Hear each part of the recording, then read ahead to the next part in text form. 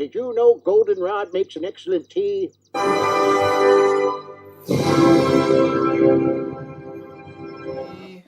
Happy birthday to me. Happy birthday, dear Aaron. You are a sad, strange little man, and you have my pity. Or what's inside. You suck. Finally, we're going to reveal the...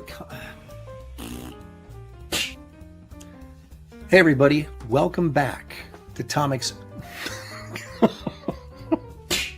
veteran of the comic book industry for 30 years of I'm a writer, I'm an artist, and this sucks.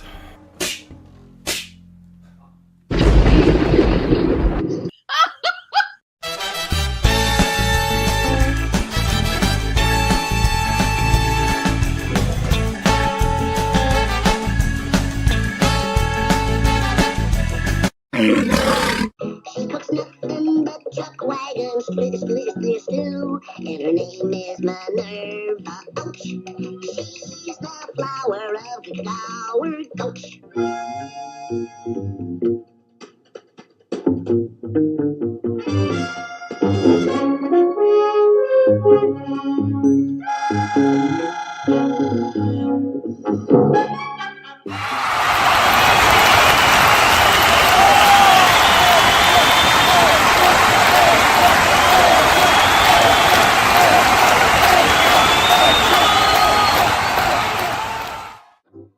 Don't start! We haven't left yet!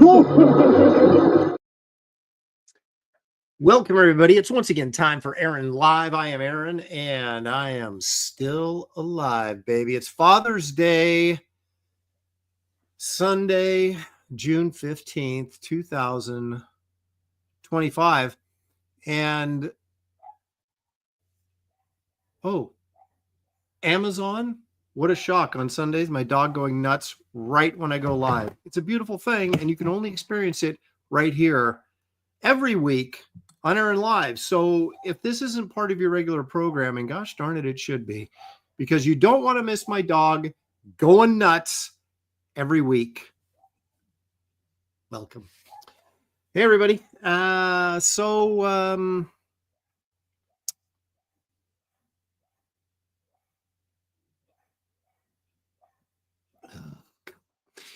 Home studio. You know, I'm going to get like soundproofing in this wall. So I have actually like a real recording studio. No, I'm not going to do that because that actually costs money. Welcome everybody. Let's just move on from the annoying dog barking and see who's here. Corum's here. He says it's been ages since I've seen Black Cauldron. Hopefully it still holds up. Yeah, keep hoping. Maromi's here. Which version? I heard Disney chopped it to pieces. Well, it is true because oh my gosh, I'm gonna go kill my dog. Anyway, it's very confusing why Disney even did this film, because it's way too scary. The subject matter is way too scary to be a kids movie, a little kids movie. And so Eisner, who was not Eisner, excuse me, Michael, what was the dude's name that was in charge of, was it Eisner? Michael Eisner? That was in charge of Disney in the 80s. Anyway, he cut even more out of that movie because he thought it was too disturbing for younger audiences. So you ended up with an hour and 17-minute film. But anyway, I'm getting ahead of myself. Spambot's here. He says, have fun today. Let's see. Oh, this is good. I like this. I stole Aaron's hair. Sounds like a fun lineup. See you this Friday. I hope you see me this Friday. I still haven't got any confirmation, which is not completely unusual for SummerCon. They're very, they say, oh yeah, we'll have you out. And then you don't hear anything from them until like 2 days before the show. And then they send you an itinerary and all this stuff. So I'm double checking on that, but I'm assuming I'll be there.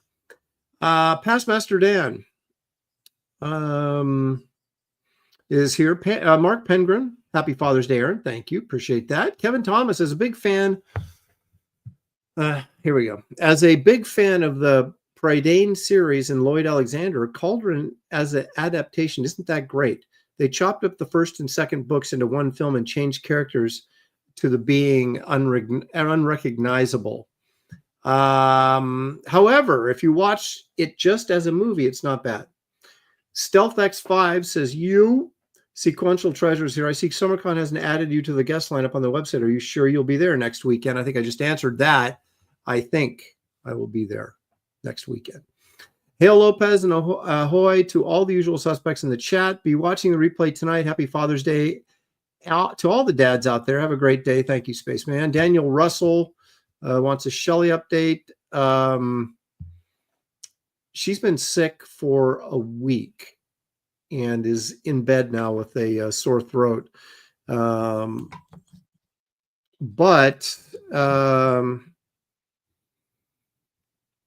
As we like to say around here, gosh darn it, it's always something. But she just planted flowers 2 days ago. So, but still dealing with pain management and things like that. And there's good days and bad days. And it's, but right now it's just getting over this cold that she has because we're supposed to be babysitting tomorrow night. So, but when she'll return to the show, I don't know. She was going to do it a couple of weeks ago and didn't work out. And so we'll see. But thank you for asking about her. I will pass that on, Daniel. Randy Howell, all the way from Canada. Jimmy Owens is here. Hey, Jimmy. Leg Kick is here because Leg Kick is almost always here. Marcus Killer Group, purveyor of all things pop culture knowledge, is joining us. Paul Taylor, our resident biologist from Canada, he's been very late to the show recently. So it's nice, Paul, to see you on time and punctual today. Corey Landis is here. Eric Boyd. Pity Ma joining us. Happy Father's Day, Aaron, and to all the dads. Hail, thank you so much. Was there ever a doubt about your living? I'm always questioning it now. I didn't think about it at all until I turned 60, and now I'm like, how much longer do I have? Anyway, Iodine 74, he says, just watching the beginning of Wednesday's stream, finished off when David was talking about the splatter technique he was going to use. Oof. That was a funny episode. Graybeards he's referring to. Wednesday, Andy Smith was our guest, and we had a few laughs for sure. Paul Taylor saying, can barely hear your dog, Aaron. Well, you should be me because I can really hear him. Kellraiser's here. Michelle Bowers, hopefully her sword is in a safe place. She says, hey, Aaron, happy Father's Day. Thank you, Michelle. Appreciate that very much. Bill Maxwell's here, also expressing happy Father's Day to me. I appreciate that. Thank you. John Porton, I enjoyed the Black Cauldron when I was a kid, but I don't know if it holds up. Yeah, Paul Taylor says Michael Eisner, I believe, as opposed to Will Eisner. Right, that's I caught myself. I said Eisner, and I was like, is that right? But I believe it was Michael Eisner, yeah. Bloody Drake is here. Henry Jeremick, Aaron, Adventure into Fear number 11 must be in there. Neal Adams covers. Oh, well, you'll find out. You will find out. I actually do own Adventure into Fear number 11 because of the Neal Adams cover.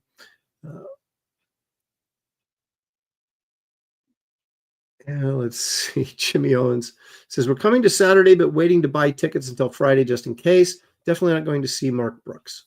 Yeah, I mean,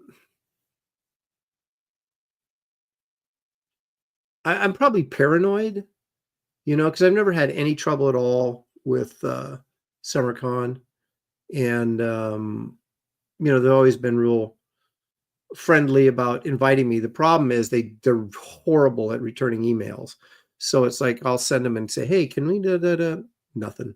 Hey, I got a question. Can we nothing. So it's like, I don't have any idea for sure. Like I said, they extended the invitation, so I assume I'm going to be there, but I have no details about anything at this point. If it were to, and just because they're not listing me on the website doesn't mean anything, because there's a lot of guys that are going that aren't listed on the website as guests of the show. So,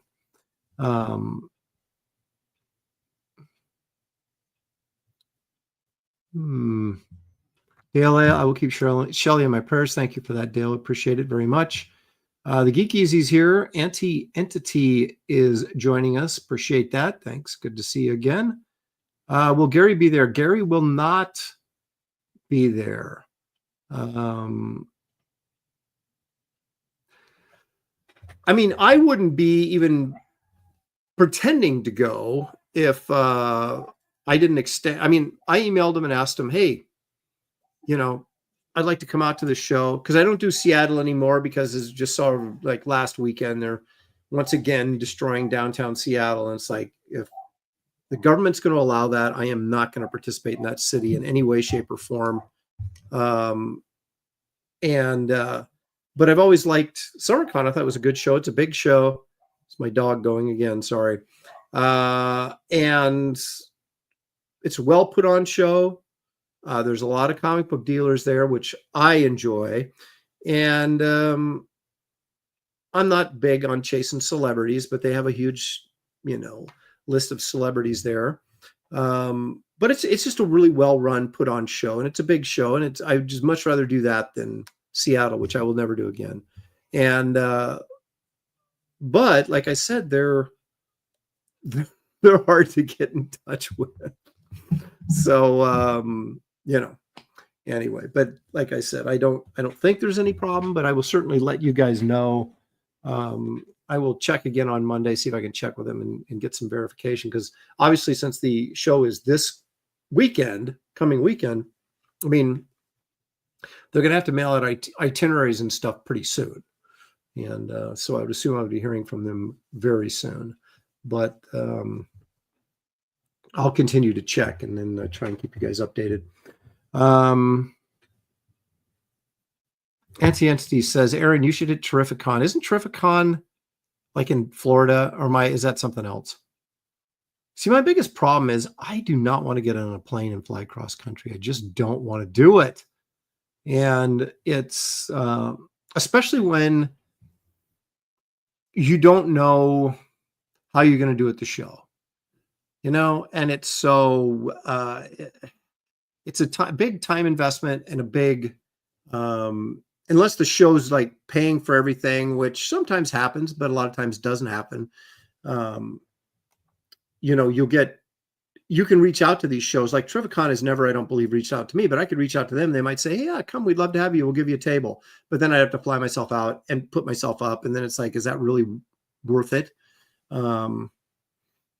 So there's all these things that I have to consider. Oh, Terrificon is in, Michelle Bauer says, yeah, Aaron, come to New England. I used to go to the Boston show somewhat regularly. But I haven't been there post-COVID. And Terrificon is at Mohegan. At Mohegan Sun, is it CN? Is that Cincinnati? What is CN? Paul Taylor for $10 says, noise canceling headphones would work well for dog distractions. You appear to be easily distracted. Concentrate, focus, power. I know. I get annoyed because it's like I'm trying to do a show here. I feel for you guys. It's bad enough you have to watch me, but then if I've got a dog barking in the background, it's just, I feel really unprofessional, which is how I feel all the time. So I don't want to feel less professional. I don't want to feel less professional than I already do. So it just annoys me. That's why I'm going to take him to the con with me and sell him. So he'll be available at the show. Oh, Connecticut. Okay, CT Connecticut. Oh my gosh. Ron Garney lives in Connecticut. What if I went to there and said, Ron, put me up? Boy, that would be rude, wouldn't it? I should do it.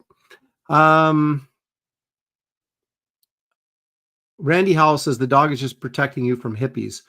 Well, thankfully, I don't have many hippies in this neighborhood. Hopefully not. I think they're all downtown attacking the federal building right now. So,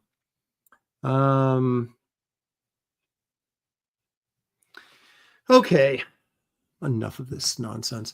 So, I mean, I am going to New Mexico at a show in January next year. How about that? And I just turned down, again, for like the third straight year, a trip to Spain, to a show in Spain, and God bless the guy who runs the show. He keeps reaching out to me, but because of Shelley's health, we haven't been able to go, and we're hoping that, well, it's always like, well, maybe next year we can go. Maybe next year we can go. And so we're hoping that works out, that because free trip to Spain. Okay. Randy Howell, one hippie is too many. Well, yeah. Alrighty. So my daughter and I, just on our way back from church today, we stopped at a little place that I like to call Trader Joe's. And so we're going to be doing this. Let's all go to the lobby. Let's all go to the lobby. Let's all go to the lobby to get ourselves a treat. Look at that. Now, again, I can't really justify this as being a healthy snack. Like, I can't say, oh, there's fruit inside it. But my daughter talked me into these. Whoa, they're really good. So now the good thing about them is they're about the fourth of the size of a Reese's peanut butter cup. So I can eat 4 of them. All righty. Okay. So speaking of fantasy, which we sort of were with the Black Cauldron, and we will be shortly here again, we're going through Frazetta's Lord of the Rings portfolio. So while I shove this peanut butter cup in my mouth, why don't we watch our Frazetta for the day? Here it is.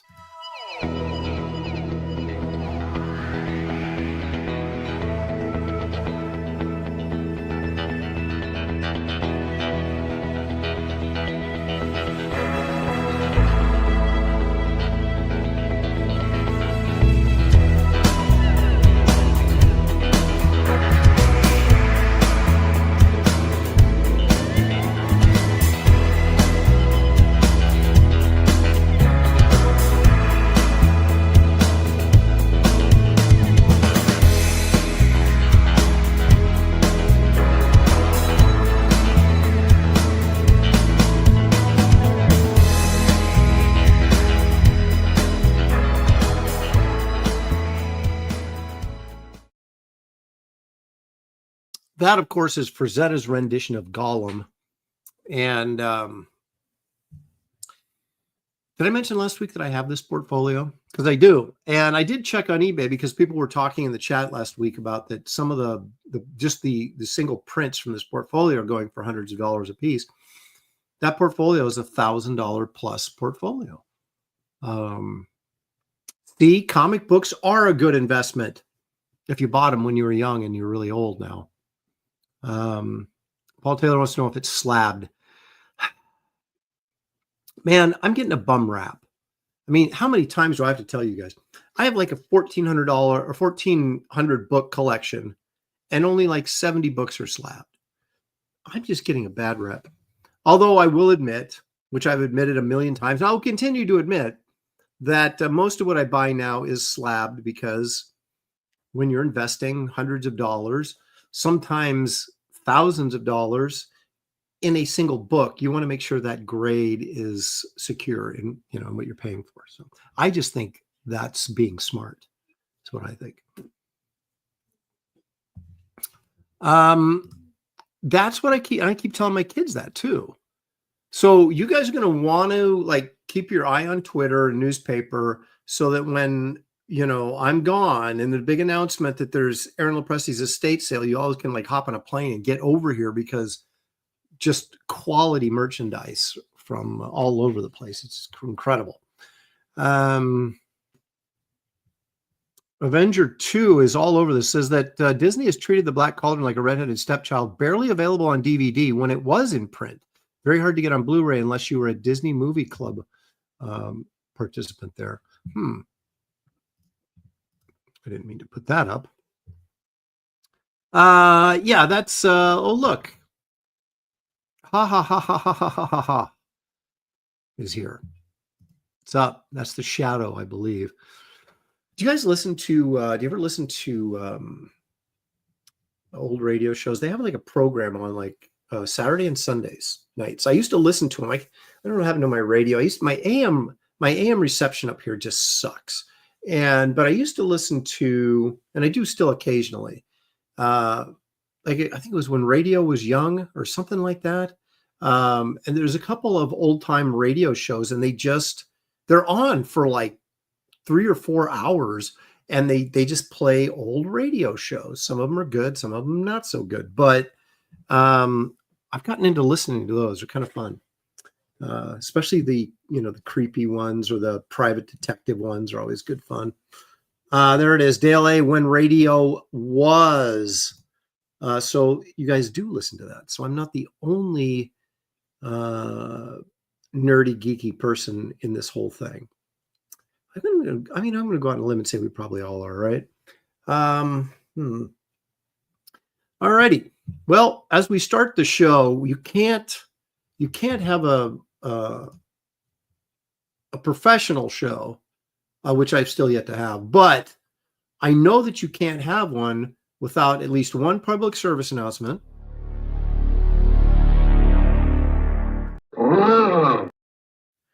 And an advertisement. And of course, I am my own advertisement. So let's take a moment and talk about Wraith of God 3 Fear Hollow. This is a graphic novel, folks. If you're unaware of this, where are you living in a cave? This is the third Wraith of God installment, third graphic novel I've done featuring the Wraith of God. And it's an ongoing series, you could say. So this particular one, this campaign is in demand right now. You'll find a link in the description of this video. And the Wraith and Esther, his partner, face off against the Headless Horseman and a witch, both from the Wraith's youthful past.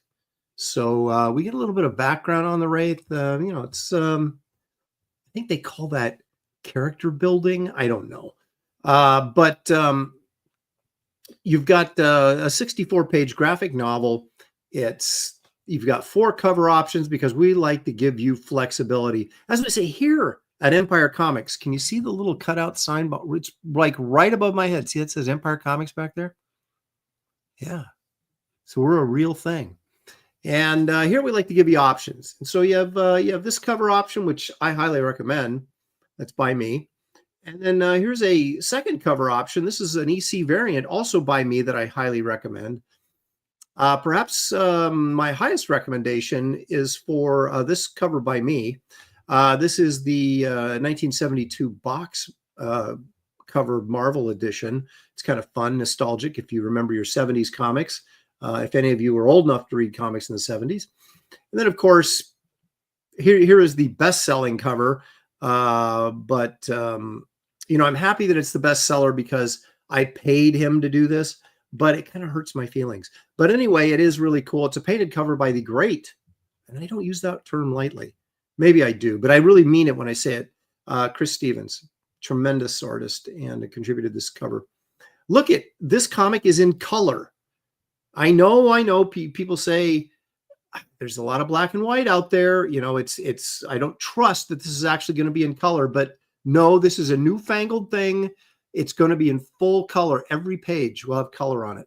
And here's just an example of some of those great colors by our good friend Jason Wright, who's coloring many books right now. So here's the witch. Not too bad looking for a middle-aged woman, And who's the mysterious guy in the red robe? Gosh, you're just going to have to read the book to find out. And then, of course, there's our buddy the Wraith, getting ready for some action with his majestic steed. We got stretch goals in this. Now, the first 2 stretch goals have been met. That's the Empire Comics value stamp, and you're looking at it right now, the Garbage Man. That'll be colored by me. I'm supposed to get it done this week. I better get it done this week. And then there's also 2 trading cards. Once we hit 80,000, which we're just a couple. Look at this. We're just like, how far away are we? we are less than $600 away from 80,000. And the next stretch goal, which would be a trunk trading card, you already get the sculpture trading card because you already hit that. Daryl Wayne says, where is the Dale Keown cover? Still waiting on it. Maybe the next campaign. I already did a Dale Keown cover. I want to give you guys something new and fresh every time, even though Dale is, freaking awesome, obviously. Corey Landis says, the older I get, the more I like middle-aged women. Isn't that funny how that works? Look at that. Isn't this a cool print? I think this is a cool print. This is a kind of a nouveau. Well, it's not just kind of a nouveau. It is a nouveau print. We call it Wraith Nouveau, and that's Esther, of course, and the Wraith back there. This is 11 by 17 print. It's not like one of those little tiny ones. It's a big one. So it's going to be rolled in a poster tube and bagged and signed and numbered. You can add that onto your list of things from the campaign that you'd like to support. Wraith of God Roughs Volume 3. This is a 48-page little, they're, do I have an example? They're like 8.5 by 11 folded in half. What is that? 5 by 8, something like that. So it's a little booklet, a square bound though. It's nice. And it has all the 48 pages of layouts to the graphic novel. So you're able to actually look at the layout of the page and then look at the final page and go, oh, that's not the same. Or, oh, maybe it's very close to the same. So you get to kind of get inside my head, which is a scary thing, I guess. Comics Legend says, Aaron, is Warriors of the Light your next campaign? Can we hear a little bit about it? Yeah, okay. I'll talk about it as soon as I get through pitching this. Hook up your friends with a nice shot glass here at the nightclub. This is the 4th in a series of 6 laser etched shot glasses. Wraith of God poker chips. I really wanted to do a set of 100, but it was just too stinking expensive. I figured no one's going to buy this. So I made it into like a three poker chip commemorative set, which is kind of fun. And then of course you can get Wraith 1 and Wraith 2 if you missed out on those. You can also get them on my website right now. I mean, right this second. And there's a link in the description of this video that will also take you to my website. So prints, books, comics, original art. If you just want to look at stuff, you can go to my website, aaronlopresti.com, and check out all that stuff. We're set up for selling. We have a little thing through Shopify, so you can just buy something. It's really cutting edge. And so anyway, check out this campaign if you haven't done so. Feel free to tell your friends and your enemies all about Wraith of God, Fear Hollow. Actually, I'm on page 45 right now out of 64, so 19 more to go. So you can tell we're getting really close to the end. I know there's like a lot of crowdfunding discontent, shall we say, right now because of people not fulfilling, things not working out for them, things not going the way they thought they would, and then not fulfilling their campaigns, and some of these people are, friends of mine and things like that. And I don't want to speak ill of friends of mine, but I will say that my firm belief is regardless if you don't make the money that you thought you were going to make, you still have an obligation to fulfill that book some way, somehow. Because if we don't have the trust of you guys or our patrons, then we're lost. And so you have to, if you're not prepared to do what it takes, then don't do one. And I know that's, you guys, how do you know, right? But, we all do appreciate the fact that you guys are there supporting us. And I still think that probably 90% of these books are getting done in a reasonable amount of time. So, but if you're picky, you can look at who has a good track record and who doesn't, and you just, you let that be your guide. So, but we do appreciate you guys because we can't do these books without the support of you guys willing to stick a few dollars out before you have anything to enable us to do these things. So we do, and me personally, greatly appreciate it. So I get off my soapbox now. That wasn't really a soapbox, but a informed opinion, shall we say. There you go. Paul Taylor says, most of the artists I back fulfill in a timely manner. Gail A says, I'd rather just buy books outright personally.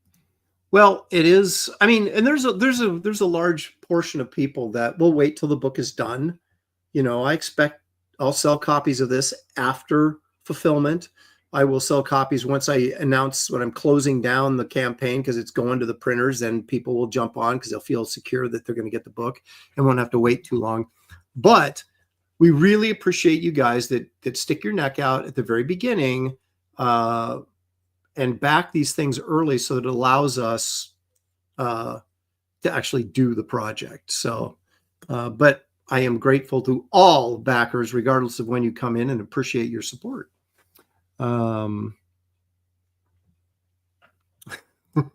Racing Psycho. That was pretty PC, I would say. I try to be. Because there's always a story behind why someone does something, and we don't always know what the reasons are. So I don't like to assume stuff. I mean, we know if someone's not fulfilling their campaign, that yes, that is a fact. They have not fulfilled their campaign.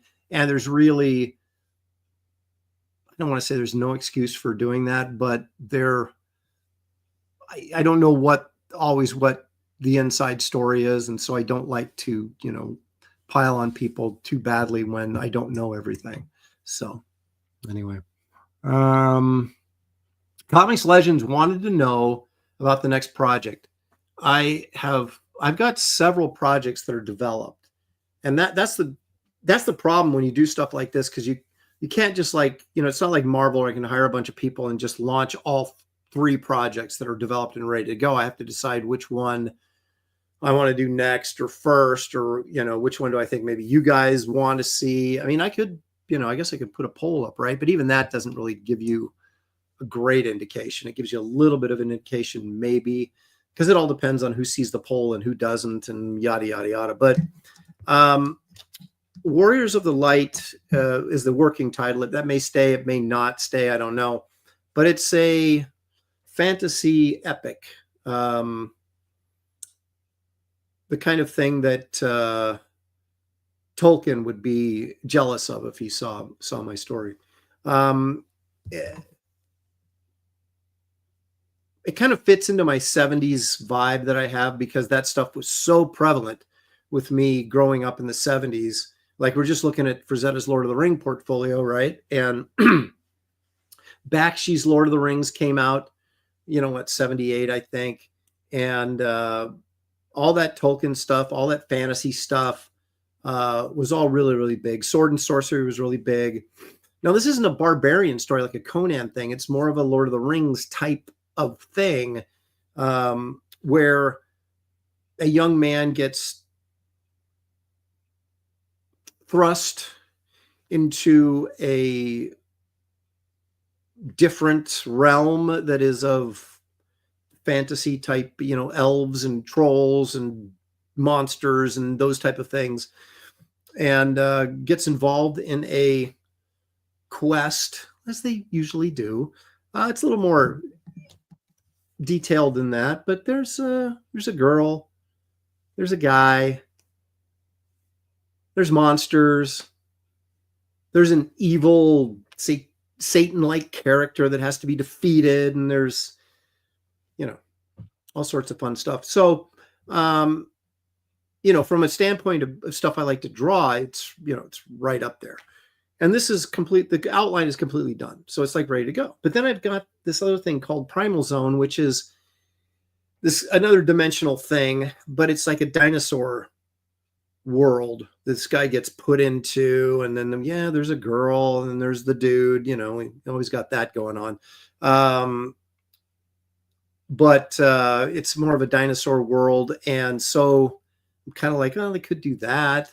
And then I've also got like this barbarian storyline, but that's more of a story that if I were just going to do like a Savage Tales magazine, that I would just do a story, and then that would be it. It wouldn't be like an ongoing type thing.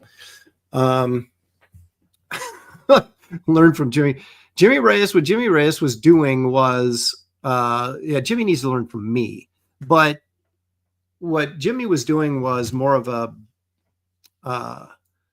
what was that series called that I never watched? Game of Thrones type thing. medieval kind of, that's not what this would be at all. And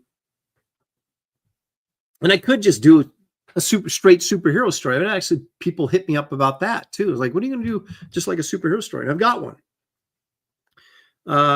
Sort of my take on Captain America, if you will. It's a different thing, but it's that type of thing. So these are difficult choices. It's an easy choice when you only have one idea, right? If Rocky is your only idea, then you do Rocky 2 and Rocky 3 and Rocky 4 and Rocky 5 and Rocky 6. But if you got other ideas, you're like, oh, I want to explore this. No, like, sometimes gets hard to decide these things.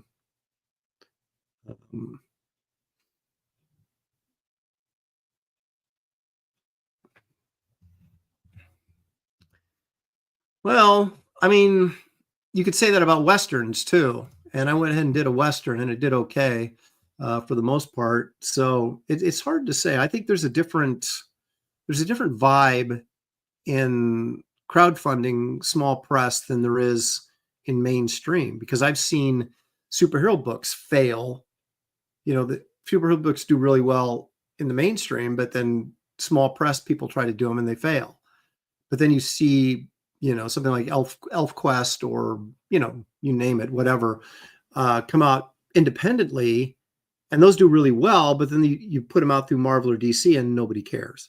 So it's a really bizarre thing trying to figure it out.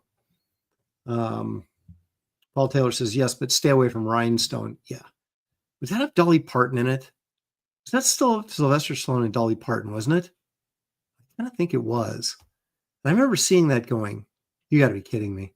But anyway, so we shall see. I'm such a fan of, like, Wizards, the Bakshi movie. And that's one of the reasons why I had to see Black Cauldron, because I'd never seen it. And, well, speaking of that, why don't we just get into this? And without any further ado, let's talk about the Black Cauldron. Now, I know it's based on a series of books, and let me just say this in a nutshell, okay? And then I'll expand from there. But this movie it was woefully underdeveloped, okay? There was just too much going on, and they tried to get into an hour and 17 minutes, and it was like, this is just way too big. Can you imagine if Lord of the Rings, Peter Jackson's Lord of the Rings, was 1 2-hour movie instead of 3 4-hour movies or whatever they were? This is just too much. You couldn't fit it all into a 2-hour film. And this wasn't even an hour and a half. So grossly underdeveloped in every aspect. Every character in this film was way underdeveloped. So you've got your hero, this kid, I can't remember his name, Taran or something like that. And then this pig, which had magical powers to show the future or whatever. And it was like, really? Yeah. I mean, but I went with it. And of course, he wants to be a hero, right? And he dreams of being a hero and all this kind of stuff. And of course, he's this kindly wizard. He's working for this kindly wizard as a pig keeper, takes care of the mystical pig, which he doesn't know at first is a mystical pig, but then learns it is. And then, of course, we're warned about the Horned King, who's, kind of cool and creepy and scary. And I'm like, I kept saying throughout this whole film, this is a Disney film? I mean, the animation, let me say this. The animation was fantastic. The design, the atmosphere, it was just great looking film. Okay. The problem was the content of the film, not the design and the artistic merit of the film.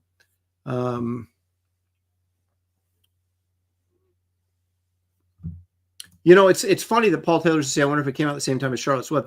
This first thought that came into my head was, this is like a medieval Charlotte's Web. But the problem is the pig disappeared about halfway through the movie. And we never saw him again, which was good because he was just getting in the way. They need to get rid of the pig. which they did. And when I say they got rid of him, he went off screen and went home, where they continued their adventure. Okay, so now we got this guy right here who, and everybody's name in this film was like so weird. I couldn't even pronounce it. I was like, I didn't even know what they were talking about. But this little fuzzy guy, I like the design here. Kind of looks like my dog, but he was like a cross between Yoda and Gollum. I couldn't quite figure out exactly, what he was. But even this character who played a pivotal role in the film, I won't do too many spoilers. I'll try not to. But anyway,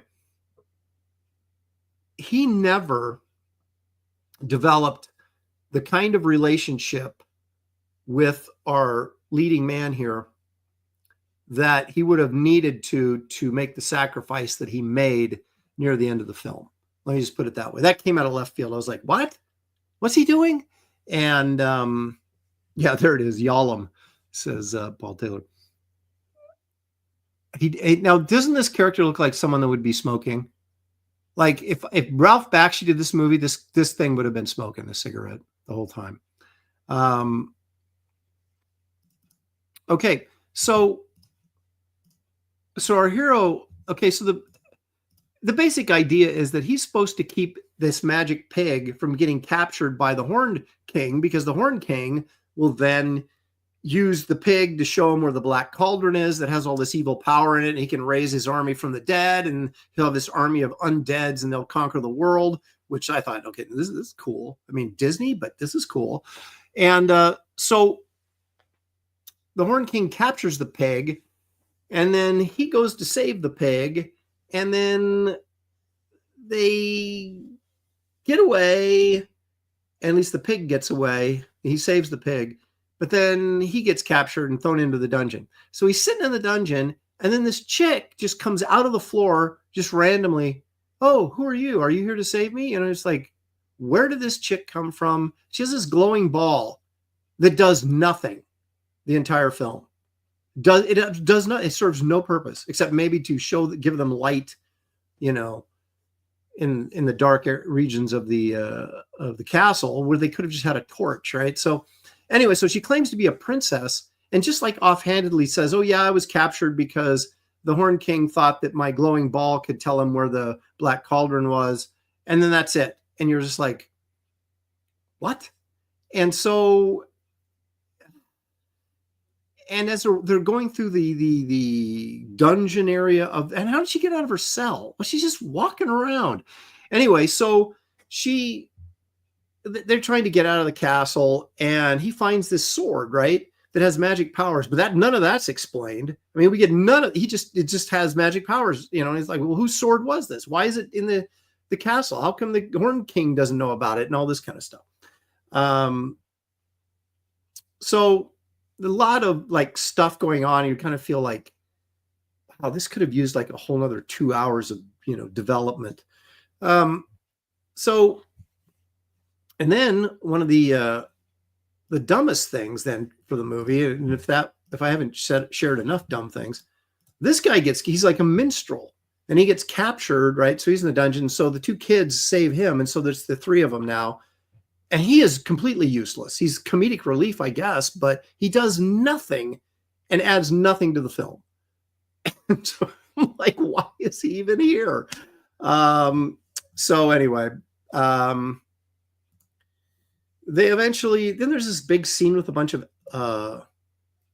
these like little elves and stuff. Once they finally get out of the castle, right? They get away, and they figure that if they have to destroy the Black Cauldron, because if the Horned King ever finds the Black Cauldron, he can conquer the planet, right? So they're like, we got to destroy the Black Cauldron. So that's their plan. So, but they don't know how to get to the Black Cauldron because they sent the pig home, so they don't have the pig anymore. And so they meet these fairies by accident, and these fairies, this old fairy, the grumpy one that reminds you of me, he knows where the Black Cauldron is, so he leads them to the Black Cauldron, and the other ones take the pig home. But I mean, it was really a long scene, and I was like, this could have been spent on other things in the film, this much time with these elves. It really had no payoff other than he led him to this witch's house that had the Black Cauldron. And so there's the witches, kind of reminded me of the 3 witches from Hercules. Maybe it is. Maybe they looked back and said, oh, we can use these 3. And then this one right here. Oh, maybe if I shared it with you. Have I been sharing this with you guys? I probably haven't. There we go. So these 3 witches, they have the Black Cauldron. They trade him the Black Cauldron for the sword, and then anyway they end up getting captured, and the Horn King ends up with the Black Cauldron anyway, and then certain things happen, and yay, happy ending. So Tucci, happy Father's Day to you, Billy. So do I want to say this movie sucked? I don't know. Can I say it sucked? Because here's the problem. It looked great. The animation was fantastic. There was an idea in there that had some really good potential, but it was so underdeveloped that I walked away shaking my head. Now this on Rotten Tomatoes got like 51% or 56% or something like that, which, if it was poorly animated, it probably would have got 10%. I mean, so a lot of this went into the animation was beautiful. Again, the design stuff was great. There's a nice scene where the zombie soldiers get raised up from the power of the Black Cauldron. You're thinking, oh, this is really cool. But then they just get knocked down in like 2 minutes. So it's like everything is, there's no real tension that ever gets built. Everything is moving along so quickly and nothing is ever developed. And it's just one thing to the next until the end. The romance is forced. There was this one scene where they get recaptured. The comic relief minstrel or whatever he is. I don't know. Did I share that when I was talking about him? I don't know if I did there. This guy. They get recaptured, and the princess and our hero, and they're all tied up, and the Horn King is, saying his spells over the cauldron and raising the dead and all this kind of stuff. And he refers to the princess as a chambermaid or something like that. And I was like, now that's interesting. What if she really wasn't a princess, but she actually was a chambermaid in this castle, right? That had been captured and forced to work for this, horrible guy. And then freeze our hero.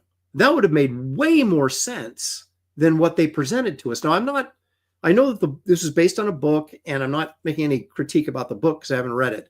But for the sake of this movie only, that would have made way more sense. And then it would have been really interesting with this kid confronting her going, well, I thought you said you were a princess, and the whole thing was a lie that she was a princess. She just wanted to be a princess, but she was really just this chambermaid. That would have been more interesting. Of course, they did nothing with it. So, did I share did I share this picture too? I don't know if I did. I was talking about it, and I don't remember if I shared it or not, but that's the princess and our hero here with the magic sword. So she looks kind of like Sleeping Beauty a little bit, but she was really annoying and snooty, like you would expect a princess to be. So I guess maybe she really was a princess, but I thought the whole chambermaid thing was interesting. A line that this Horn King threw out, and they didn't do anything with it. So again, Michael Eisner apparently cut, I don't know how long the original movie was, but even for there was some scary stuff in it that I think probably did not work well with kids. Obviously, when they went to see the movie, it was just too scary. But much like Hunchback of Notre Dame, which is another story, which a movie I really liked, but had some really adult themes in it, but it was very cleverly put together. This was just scary imagery And apparently Michael Eisner cut out a bunch of scenes from this film that he thought were too scary. So I'm kind of like, how much of this movie's on the cutting room floor, and how much of a difference would that have made of my perception, or maybe the audience perception of seeing it? Because, I mean, just in a nutshell, it was just way, way, way underdeveloped. And so I never really got into it. And so therefore, I'm giving it a big thumbs down. And I've been seeing videos all over YouTube saying, oh, 80s animated films you haven't seen, you got to see this one. You got to see this one. And I'm like, okay, I saw it. And now I wish I had my $3.99 that I rented it from Amazon back. I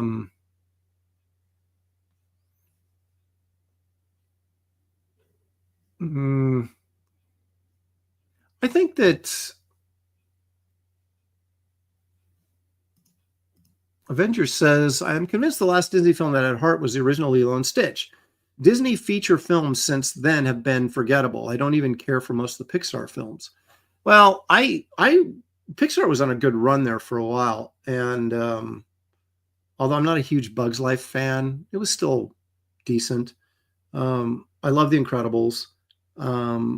Saving Nemo is a good film. But, you know, their last several have not been successful. And I think because well, let's be honest, when you start interjecting wokeisms into your filmmaking as a priority instead of just story, you know, it's going to detract. And I think we've seen a lot of that. But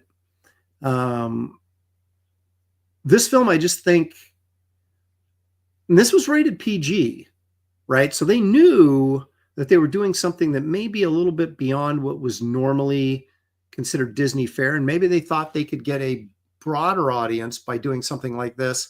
And it just didn't work out. I'm really surprised, to be honest with you, that the quality of what we used to see from Disney, that they would have let the script, they would have gone forward with the script in the condition it was in, because it's just not good on any level of. And I even think the character design, I didn't.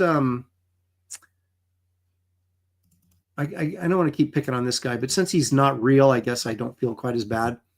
But I don't have a picture of the wizard that the young boy was working for at the beginning of the film. But he has the exact same nose, looks exactly like this dude, just with different hair.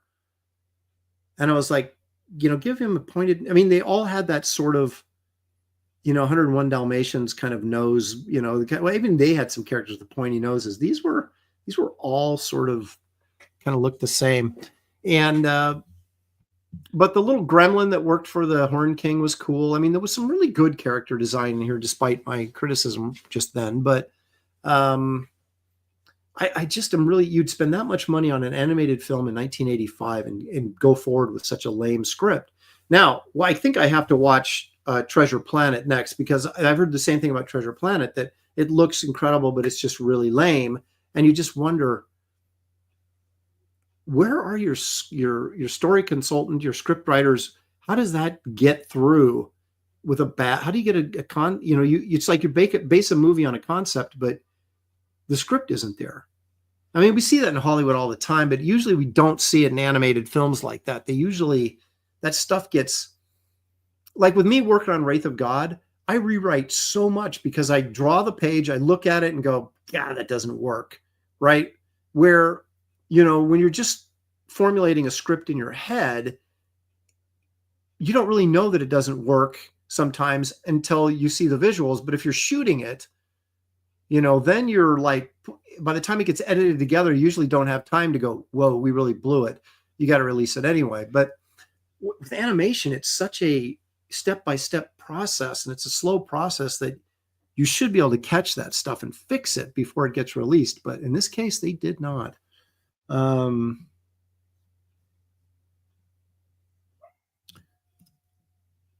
Tail Dune, that style in the older Disney is Don Bluth being in charge and overseeing the cartoons. I like Don Bluth. In fact, I love Secret of Nim is great. Anastasia is good. You know, Fievel, American Tail. Actually, like Fievel Goes West better. I think it's a little bit more charming. But no, I'm a big Don Bluth fan. But yeah, you're right. He would have been in charge of that stuff in the 60s stuff.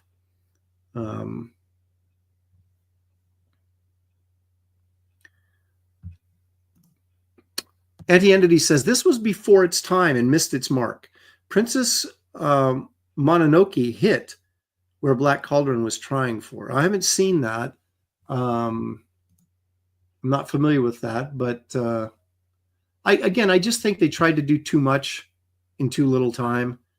It's kind of my problem I have with Fire and Ice. I like the idea that Fire and Ice, that we get to see Frazetta sort of come to life, and it's got some great, the cavemen, and there's some really cool stuff, and Dark Wolf is really, really cool. But I really felt like that film was underdeveloped as well. I would have liked to know more about Dark Wolf, set up that conflict between him and the bad guy at the end a little bit more, so it had a little bit more meaning to us. So there's a danger, I think, in doing these broad scope type of stories in animation when you're limited to 90 minutes tops, because it takes so freaking long to produce the film that you can't have these, like, you can't have a 4-hour animated film. It'd take you 6 years to make it. So I think that you have to have a really sort of simple, straightforward story. And this Black Cauldron was just way too complicated for the amount of time they had to spend on it.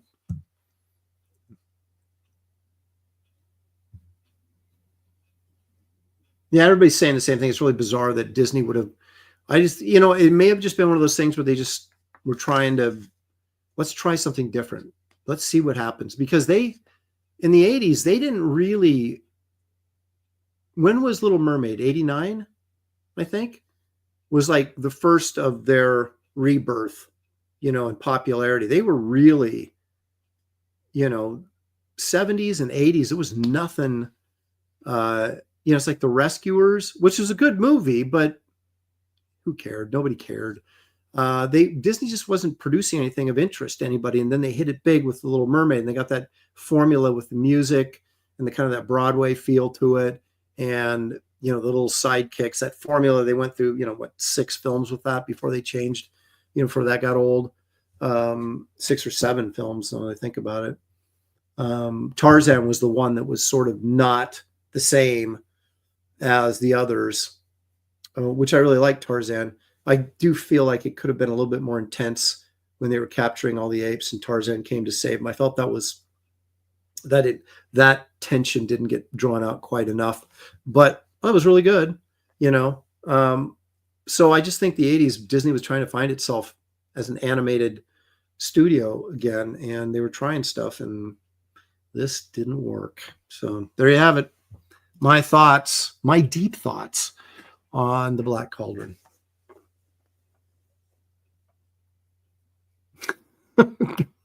Art of Roy. I'm not even going to read that.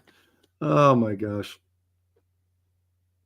Titan AE, I have not seen that, but I understand it was pretty good. But yeah, really, really cost money. All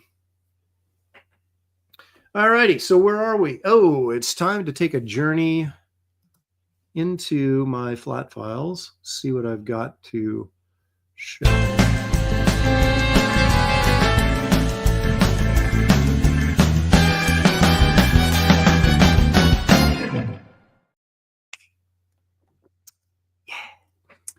All right. I'm not going to show any actual artwork. I actually have these scanned, so I'm just going to bring them up.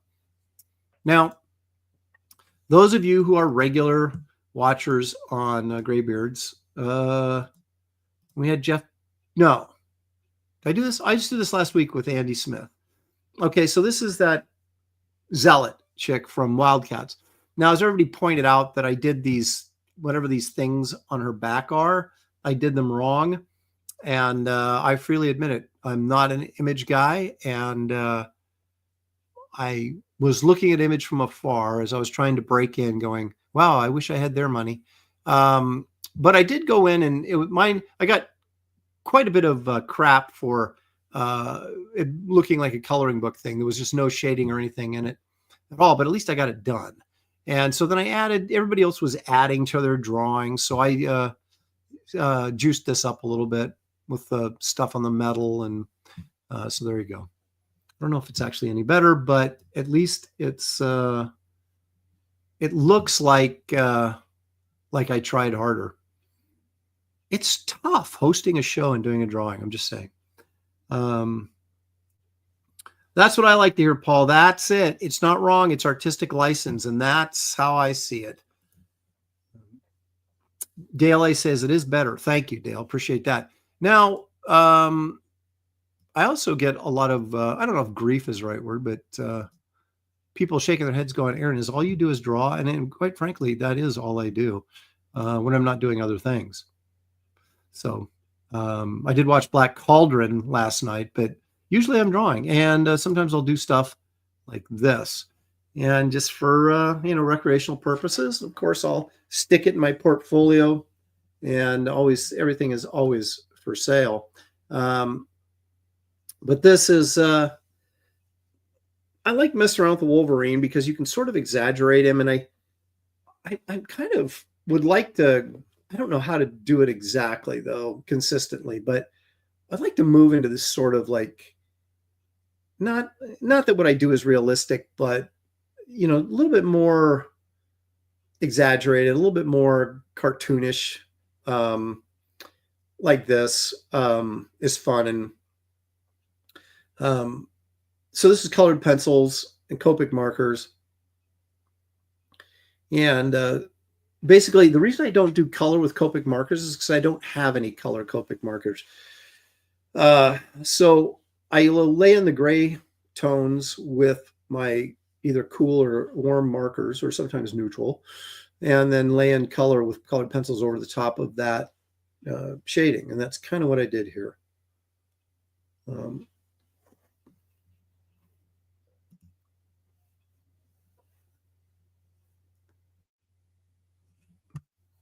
Skullmaster says it still looks like a coloring book picture, but like a really good coloring book picture. I think you were just clamoring for one of those, and well, you got it.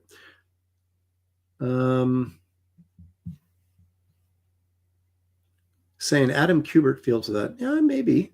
Yeah. I mean, you're always looking at guys, because I'm not necessarily one. Like David Williams, like he really pushes perspective and dynamics really, really well. And I don't normally do that well. I mean, I do it, but not to that effect. And so I'm always, you look at guys like Kubert was another guy, really high energy stuff, really powerful, high energy stuff.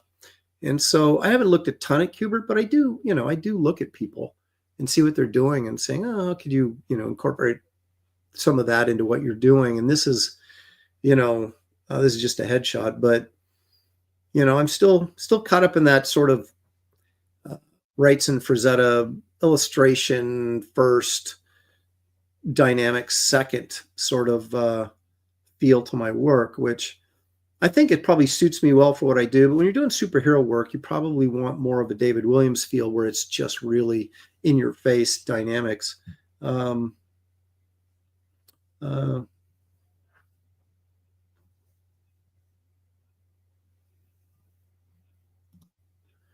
Well, it's not so much sell a bunch of pieces at slight discount so you can afford colored markers. I'm already the Kmart of original art. I go and, like I went to a show and it was David Finch was sitting next to Lee Weeks. And I was just walking around as a fan, and I talked to David a little bit, Finch, and I was looking through his portfolio, and I was just like, and then I looked at Lee Weeks' portfolio, and I was like, holy crap, there's like a headshot like this by Finch would be, I would charge $150 for this, for example.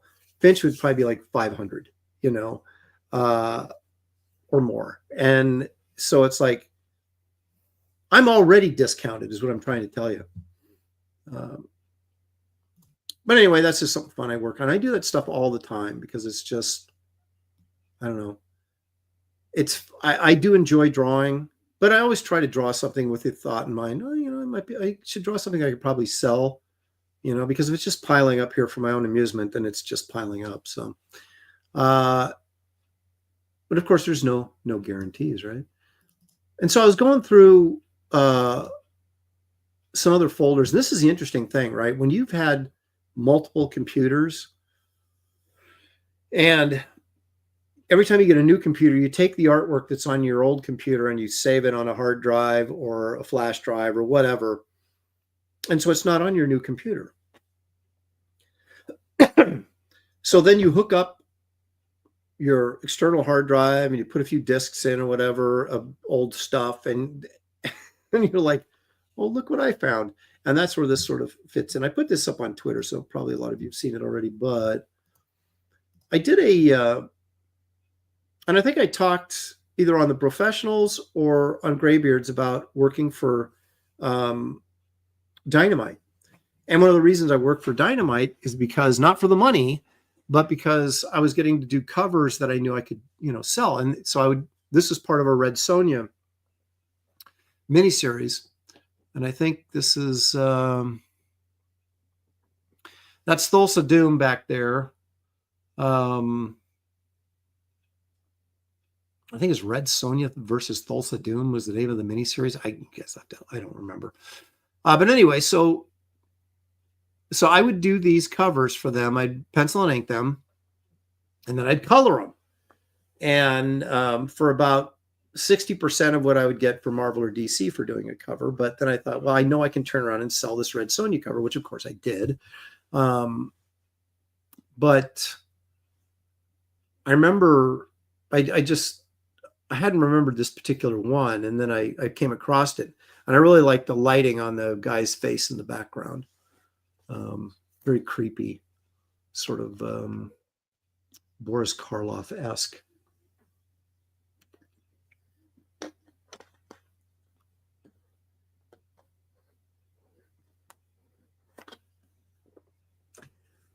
You guys are still debating markers in the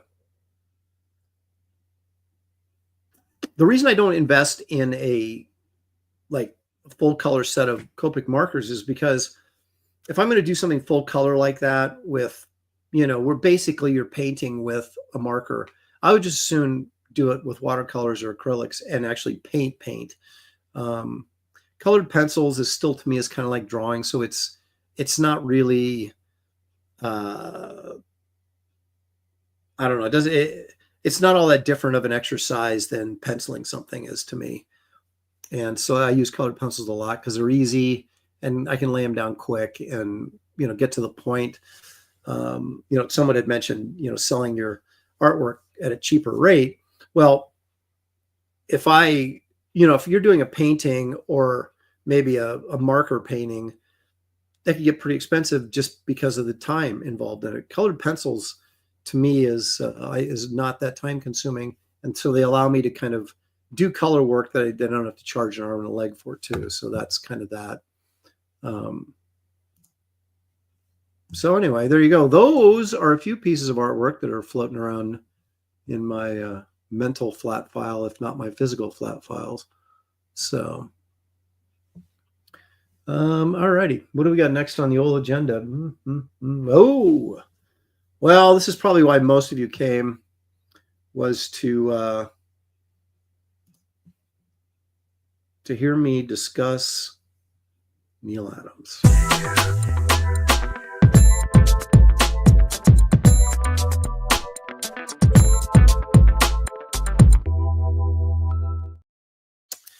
Now, much like Gil Kane, Neal Adams has too many good covers to just do 1 week on them. I had to do 2. And even now, with this new set of covers we're going to look at, just scratching the surface of the work that Neal did. But again, these may not be your favorite, but they're my favorite. And that's the only way I could do to choose them. Now, this is interesting. This isn't one of my favorite covers of his, but it's interesting. So that's why I picked it to show. This is Tomahawk 116. Now, I was originally told by a dealer, we were talking about this book, and he said, this is the first cover art by Neal Adams. And that is not true.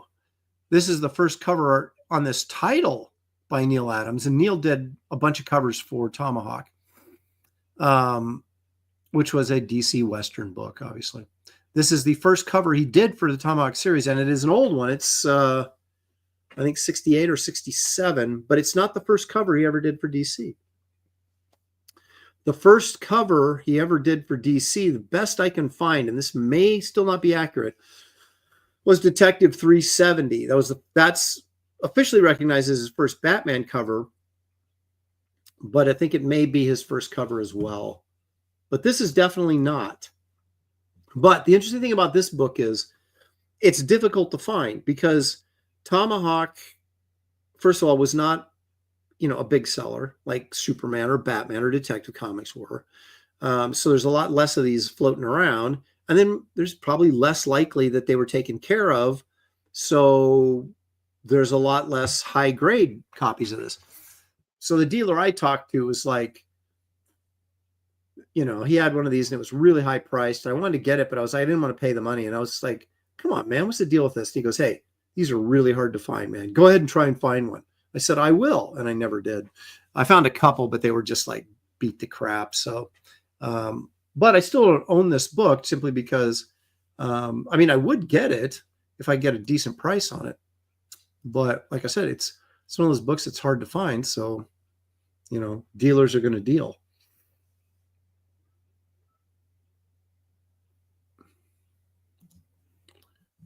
Here's a true statement as we're still discussing markers. Reason why so many jumped to comics was probably Adam Hughes' use, and I would agree with that, Art of Roy. I'd say that's exactly why. Because Adam is doing amazing things with markers, and we're like, what are you using? Oh, Copic markers. And we always think, well, if I get the same marker that Adam Hughes uses, my stuff's going to look just as good. And no, it really doesn't. But so yeah, I think that's probably true.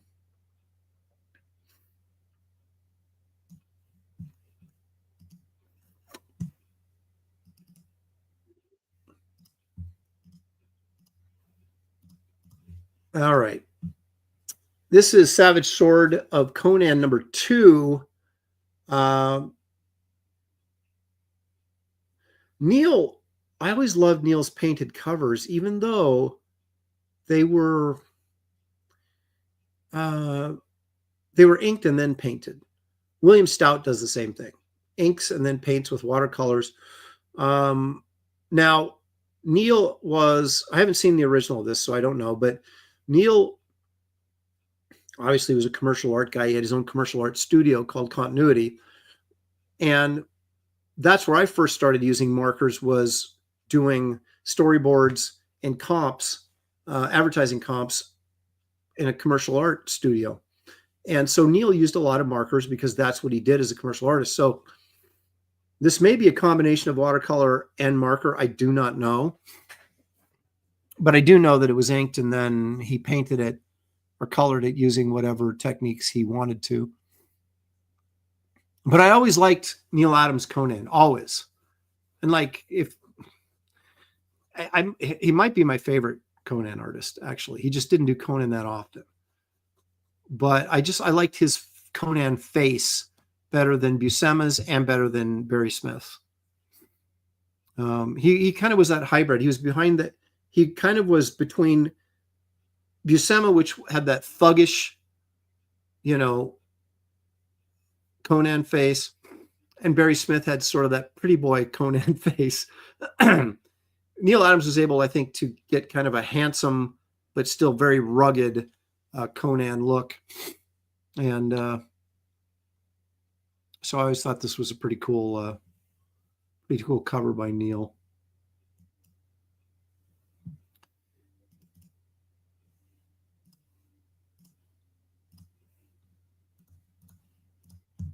This is the first appearance, Silver Age appearance of Two-Face. So this is Batman number 234. And this was one of those king-size issues. So they were only 25 cents. for a king size issue.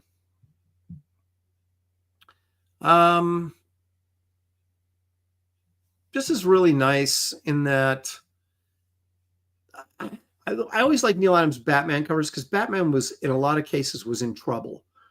And I think we talked about this a little bit last week, that I'm not used to seeing Batman concerned, you know, but look at him here. He's like, okay, I'm in trouble. And, you know, this big two-face head back here is great. And this is almost like like the Batman TV show, you know, Batman tied to the mast of a out of control ship, you know, of all just the weirdest thing you could, instead of just killing him, you put him in this weird situation where a million things have to go right for him to get killed. But still kind of an important cover. I wouldn't say it's one of my favorite Neal Adams covers. I think it's a good Neal Adams cover, but it is significant being the first Silver Age appearance of Two-Face. Oh yes, I do have it in near mint condition, but it's not graded. It's not graded. Has a great splash page in it too. All right, now this isn't one of my favorite Neal Adams covers either, but it is significant again, so that's why I'm including it here. This is Batman Meets the Beatles. And this, I have a copy of this as well, very high grade copy of this. I got 9.0, but not graded again, just to defend myself. But of course, this is cashing in on that whole, was it Abbey Road? Was it the album cover where Paul was crossing the street without any shoes on? And so then they, you know, everybody thought Paul was dead or whatever. They're kind of playing on that here. But this is a pretty expensive book simply because of the Beatles appearance.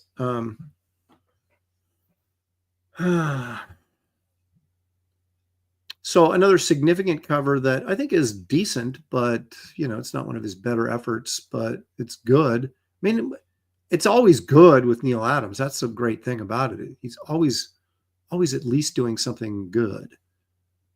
He also had a run on the Spectre of about, I think it was 4 issues, 2 through 5. I think he did 2, 3, 4, 5. Yeah, 4 issues.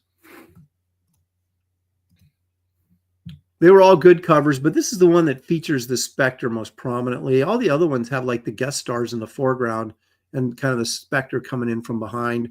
That didn't sound very good, but coming up, you know, in the background. This one, but you could pick any of the Spectre covers. They're all about, you know, they're all good. I like all of them. And Neal is one of those guys, you know, you could find a character boring or uninteresting, and then Neal Adams would draw it and you go, wow, I love this character now. If only Neal drew him all the time. Now, we were lucky enough that Neal drew him and he was cool. But then Aparo also did a really nice job with him. And Aparo was sort of in the same school as Neal Adams in a way. So there was some good runs on the Spectre. I love Murphy Anderson, but he didn't really draw a imposing or scary Spectre, where Neal drew a kind of a cool, scary Spectre. So did Aparo, did a really good job of that.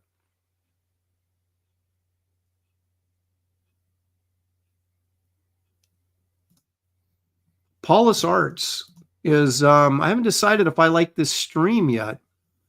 You mean in general or just this specific one? I think probably what you need is a little clarity there. I think that'll help you think clearer. And I think in the end, you'll say, you know what? I really do like this stream. All right. Now, I really do like this cover, and I actually do own it in near mint, just saying, ungraded. Again, I like the fact we've got this big figure of Superman coming at you. I can't fly. That thing draining me of my powers. And They let us know it's the #1 best-selling comic magazine right here is Superman.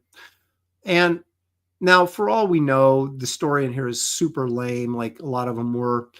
But this looks cool. It looks like, okay, there's a superhero up here, or supervillain perhaps, that is menacing Superman. He's falling to his death as he's drained of his powers.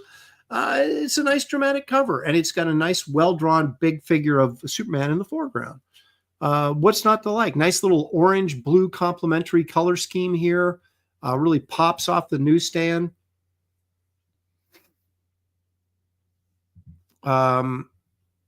So, you know, it's not remarkable by any stretch of imagination based on stuff that Neal had done, but it's one I sought out to get this one just because I like the cover. So that is why I'm including it in this thing. Looks like Paulus Arts has come around. He says, okay, I've been bonked into conformity. I've liked the stream now. Thank you. Appreciate it. You know, it is funny why you can have X amount of people watching a stream and only a small percentage will like it. They'll hit the like button. And I tried to figure out why that was.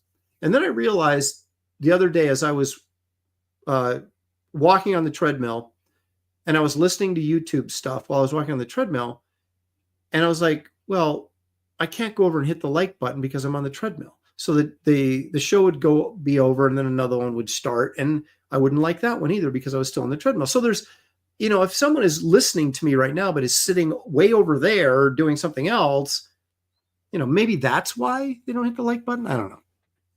Just trying to make myself feel better, I guess. Here we go. It's another Neal Adams cover. I own practically, not every single one, but darn near every Neal Adams cover, at least not of his Westerns and stuff, but of his superhero stuff. So I'm a big Neal Adams fan. And I also own this one. But I always liked this one because it was like, this is another, I mean, if you're a DC fan or even just a comic book fan and you go to the store and you see this in the rack, you got Superman fighting Superman. You're like, that's intriguing. Now I want to pick the book up and read it. Now, sadly, Neal Adams didn't draw the interior story here, but I'd say he did a good job of selling the book. It's the duel that destroyed Earth. I mean, are you kidding me?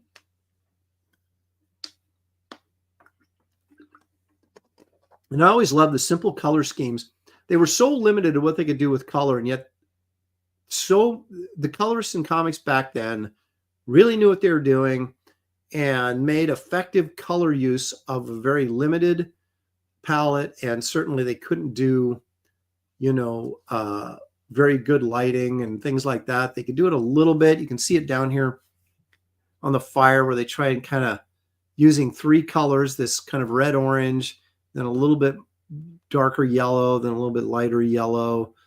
And they have to lay those colors next to each other and, you know, kind of create an artificial fade. That was the best they could do. But if you knew what you were doing color-wise, like a lot of these guys did, you had some really nice looking covers, despite the limitations.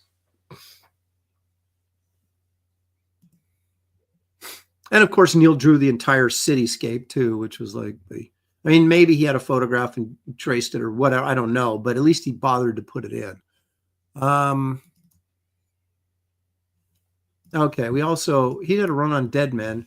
Dead Man was the same thing as the Spectre covers, where Dead Man was usually a secondary character on the covers, or wasn't the prominent figure in the covers always. And again, that's why I picked this one, because he is.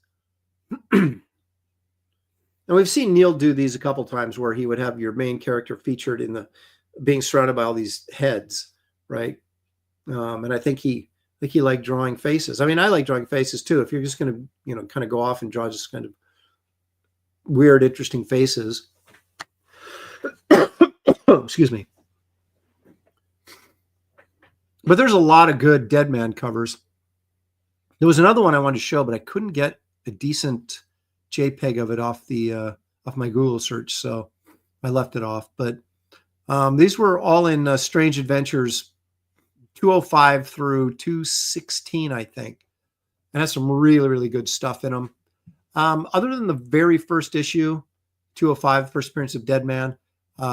Most of these are really affordable, especially if you're not concerned about grade and you're just like, you know, want something you can read and you don't really care about the condition that much. You can get these pretty cheap and they're really, really good.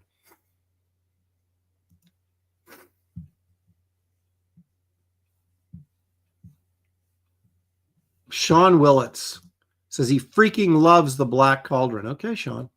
To each his own, man. Who am I to rain on your parade? Didn't do it for me, but hey. All right. Now this one, I remember this one from being a kid. We had, and look at Batman being terrified again. Once again, Neal Adams is the only guy who ever like consistently made Batman scared or whatever. At least that I remember. But anyway, we would go, we being the neighborhood kids. This is like when nobody was old enough to drive, right? So like we were all junior high kids or whatever. And we'd get on the bus, take it downtown Portland. And in Southeast Portland, there's this place called Serendipity Bookstore. And it's still there. I think the granddaughter of the woman who owned it when I was a kid just sort of resurrected it. And but I don't think there's comic books in there. But it was a new and used bookstore. Oh, not a new. It was a used bookstore that had comics. And you'd walk in. This is a great thing. You'd walk in the door, and she had strung up like this like a like a line that you'd hang your laundry on, right? But she had comic books in bags hanging over this line, like the more expensive one. Like there was a Silver Surfer #1 up there. I remember that I talked my dad into getting me for my birthday. It was $3.50, you know. And I just read that thing. But so you'd walk in, and on the left was the counter that she stood behind. But behind her was this really high bookshelf full of square cubbies.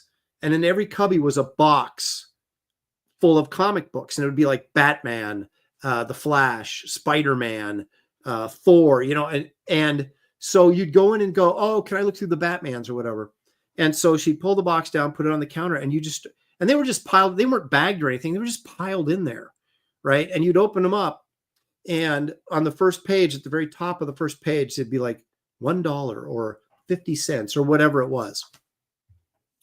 And so I remember seeing this, and I wasn't really a Batman collector, but I remember seeing this book and going, this really was a horrifying cover to me as a young kid. I was like, oh my gosh, Batman's locked inside this insane asylum. I mean, look at this crazy dude here locking the door. Welcome, Batman, to the asylum of madmen. You're never going to leave here alive. You know, if that was Superman, that wouldn't be too scary. But Batman doesn't have any superpowers. You got all these crazy dudes clawing at him. He looks terrified. I was like, I bought this comic from the lady just because of this cover. And I didn't really know who Neal Adams was or anything like that. I just was like, whoa. So I love this cover, and I do own it now in a really sharp near mint copy, not graded though.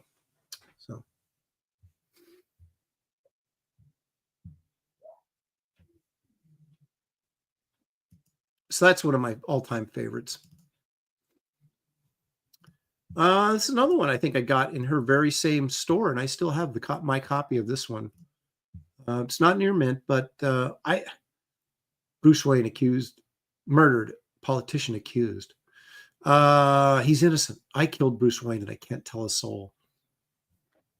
Again, my guess is that the story, I don't remember because I haven't read it in a gazillion years, but it's probably pretty stupid. But the art, and I believe Neal Adams drew the inside of this one as well. So you got Neal Adams on the cover and you got Neal Adams on the inside. So it didn't matter if the story was good or not. The art was so good, it made the story good. But this is a great cover. Again, it's this, this angsty big shot of Batman and nothing else. I just like the starkness of it. Again, I'm a sucker for big figures on a cover because I think that really helps sell the book.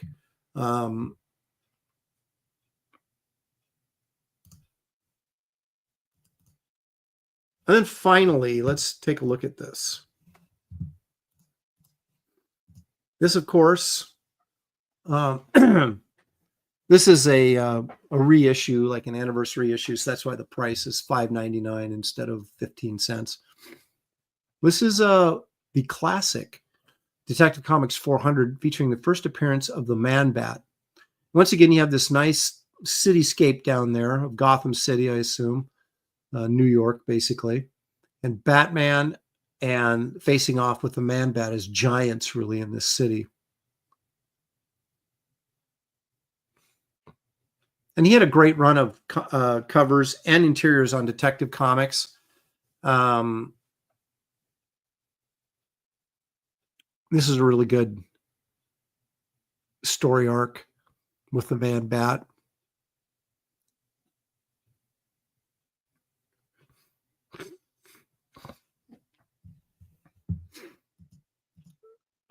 Sequential Treasure says, how could you not pick Detective 407, Aaron? That one is awesome. Okay, as I said before we started this, they're all awesome. You know, there's still like a gazillion that I didn't pick that I could have picked.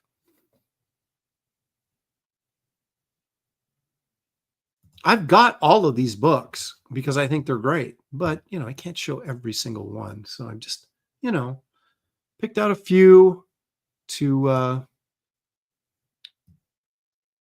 garner a little bit of interest so we could talk about them. That's all. Marcus Kilgore is saying Man-Bat was created by Frank Robbins. I did not know that, but I will take your word for it. Because I don't know. And I'm assuming, Marcus, that you do, because you know everything. Pity Moss says, that's my favorite. I have a Spanish version on my wall. How about that? Captain Bippo is going $6. Well, I'm sure we've got to hope that when Disney reprinted it, again, that's a reprint, a reissue, that maybe they put a little something extra in there. Maybe they didn't. I don't know. But yeah, it was a 15-cent book when it came out. Marcus Kilgore says, Robbins with that. Oh, yeah, because Frank Robbins was actually writing those, wasn't he? So Neal was drawing those and Frank Robbins was writing them. I think you're correct there. All righty, guys. This has been a fun Father's Day episode, but we're not done yet because we still have perhaps the most important thing to search for.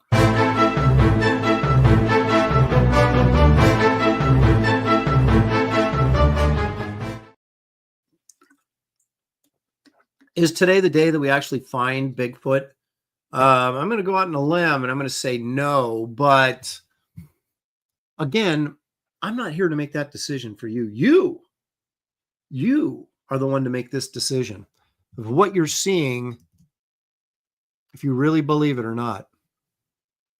Now let's start off with something that I think this is really clear. Now it's not Bigfoot, but it's another cryptid, but probably some of the clearest photography I've seen in a while. So, well, hang on a second. All that build up and then, hang on it. Where is it?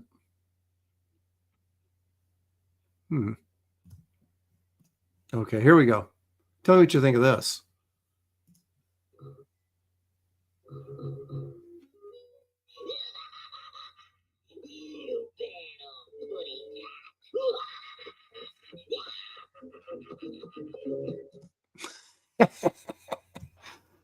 Quality.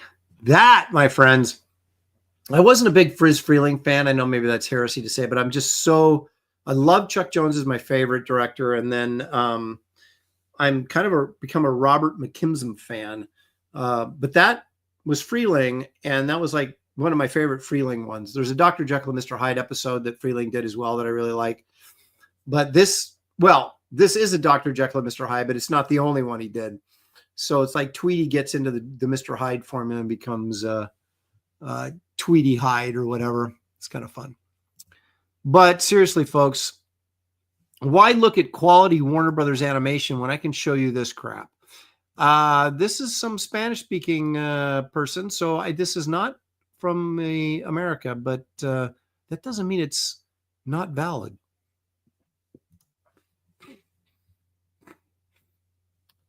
Yes, there's a Muppet in my window, folks.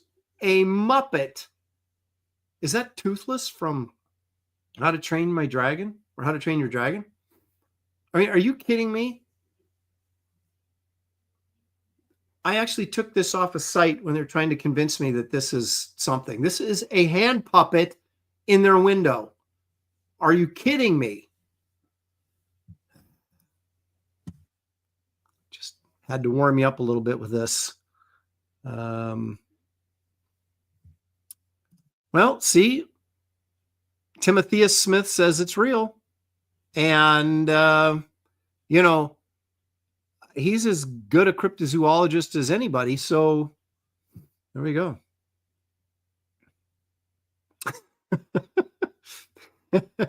Captain Bit. That's good.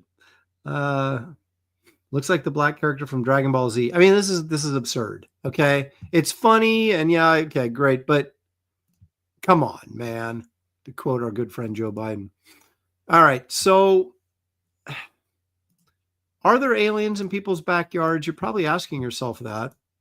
I often do. And here's your answer. Apparently there are. Apparently there are aliens in people's backyards, and they're able to take these photographs of them and at pretty close range, unless this is a security cam photo. Again, here's my problem. Why do we assume that if there are aliens, they're obviously way smarter than we are to be able to travel, you know, from gazillion light years away to land in your backyard, like apparently is going on in this guy's backyard. Why do they look like malformed, non-evolved frog people? Why? I mean, these are, and they like, they're short, they're not tall. Like we would say that, you know, if physical society evolved, well, actually it does. If you take, I don't agree in, of course, of microevolution, but macroevolution, I do. Basically species staying the same, but evolving within their species to better adjust to climate or their terrain or what their circumstances are, right? So the average height size of a person today is way larger than they were 100 years ago, right? So I would say that's, you know, macroevolution, right?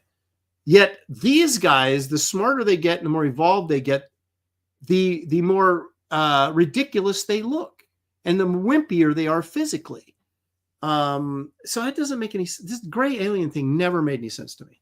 These guys do not look like people I would trust to drive a spaceship. I mean, seriously, if you got into a bus, and let's say you're in a bus wherever you live, you know, you get on the city bus, this guy's driving. Are you like, you know what? I'll walk. Are you going to trust this guy to drive the bus? No. So why would I trust him to drive a spaceship? I just don't buy it. I mean, it's like, give me some, the aliens have got to be smarter looking than this, don't they? Yeah. That's just me. Headless bourgeoisie, of course, pointing out the average weight of America is much fatter than 30 years ago. I was talking about just the height, not the poor eating and exercising habit. No, I wonder if a popular career choice for aliens hiding on Earth is proctologist.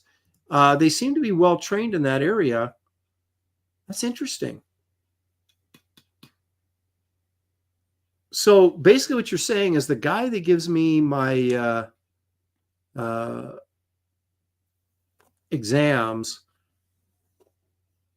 is could be an alien. I'm going to look into that. I had a gastroenterologist once who was a big Star Trek fan, so we'd go in and talk Star Trek all the time in the office appointments. So anyway, there you go. This is the gray alien living in this dude's backyard, apparently. So, or it's a mask he bought online. Let's see here. Now, at least that the gray alien, I mean, it looked pretty good for a gray alien, right? And then I have to present you with this.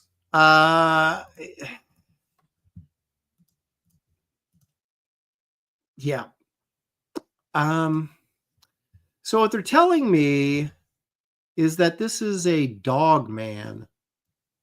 If you look at his facial features here,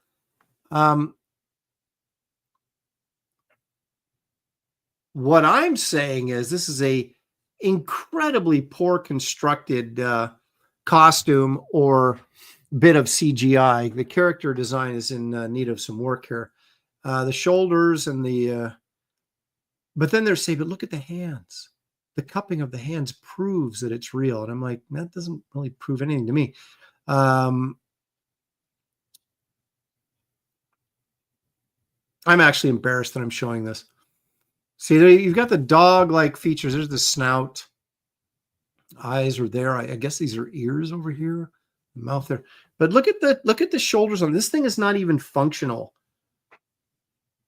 This is like a Rob Liefeld drawing. No offense, Rob. I'm just kidding. You know, look at those shoulder pads on there. Are you kidding me?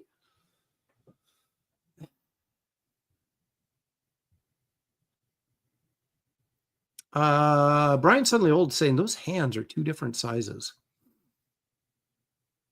Well, you might be onto something.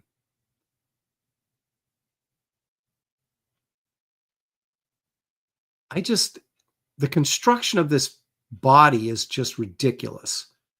It doesn't even come close to being believable that it's actually a functioning. And it's like he's got a pole across here in the costume or something.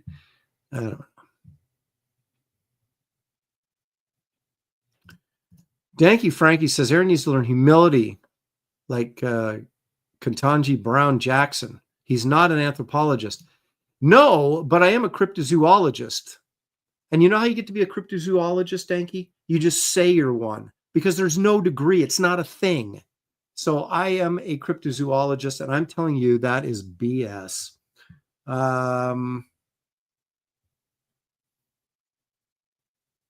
Jeremiah says that is stuck in the back in the 90s with the shoulder pads. You might be right.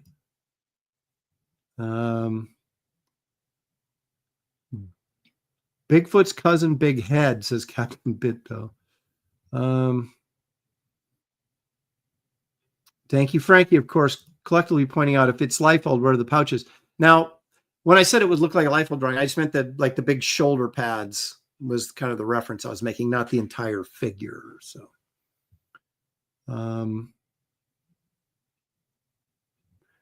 Pity Ma wants to know, did anyone read Department of Truth, The Complete Conspiracy Wild Fiction?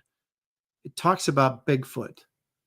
Department of Truth, The Complete Conspiracy Wild Fiction. That is quite a title. There's got to be some commas in there someplace. I have not read it, but I'm intrigued.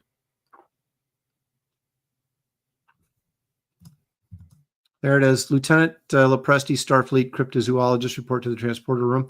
Now, see, I would have been on the episode with the Mugatu because that was kind of like a cryptid, the big white monkey with the, the horns and stuff. So maybe I would have got bit instead of Kirk. And then that smoking hot witch lady could have saved my life. So there you go. All right, so let's get to the good stuff, shall we? Everybody's been talking about this. You tell me, is this really a Bigfoot sighting?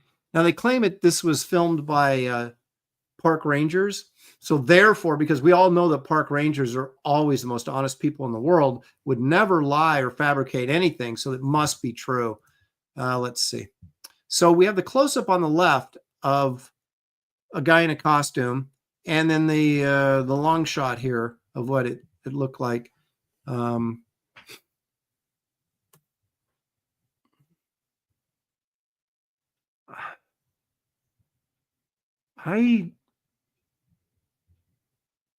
This is not the most convincing Bigfoot movie I've ever seen. So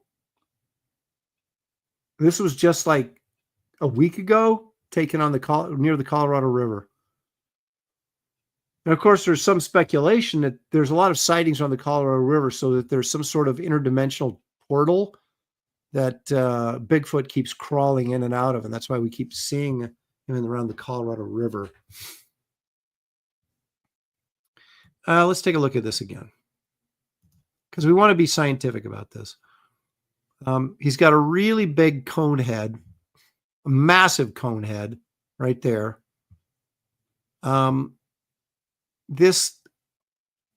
Where his arms connect to his body looks like a suit. It looks baggy right in there. And that could be just the blurriness from the video.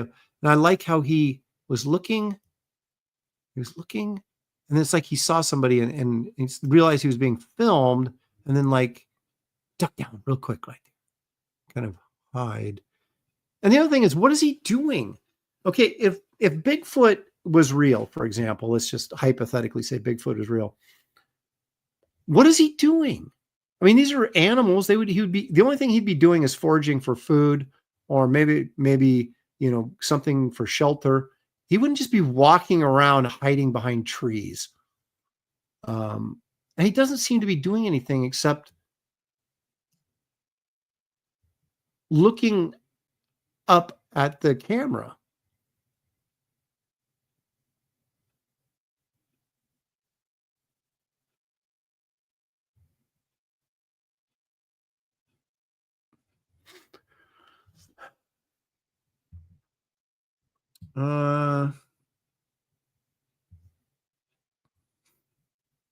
Corum says they come into our dimension to poo.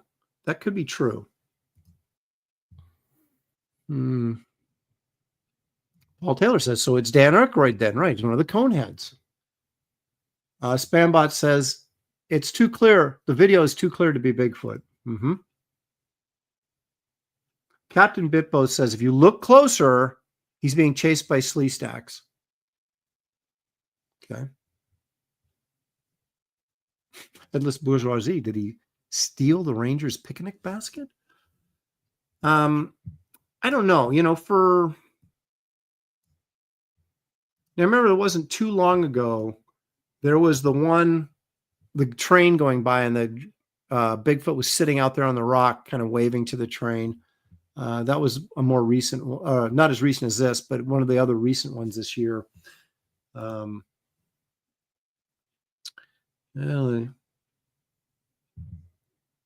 Let me see. Did I get all the super chats here? StealthX5 for $2 said hello. Thank you, Stealth. And then Stealth follows up and says, your work is amazing. Top tier. Well, thank you, Stealth. I appreciate that very much. Appreciate the $2 and the compliment. We read Paul Taylor's noise canceling headphones. I was early on during the dog barking. Let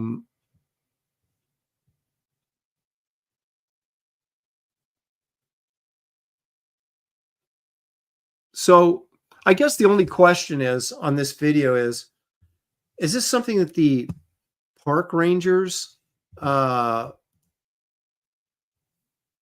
on, or is it a hoax by someone in a costume out there where he knew there might be people to see him and, you know, would get a picture of him? I don't know. It's the same thing with the one on the train, right? Where Bigfoot is just sitting out there when the train, you know, drives by. It's like, did they just time it so that they could be out there when the train came by and hope someone would film it, or the people on the train in on the shtick?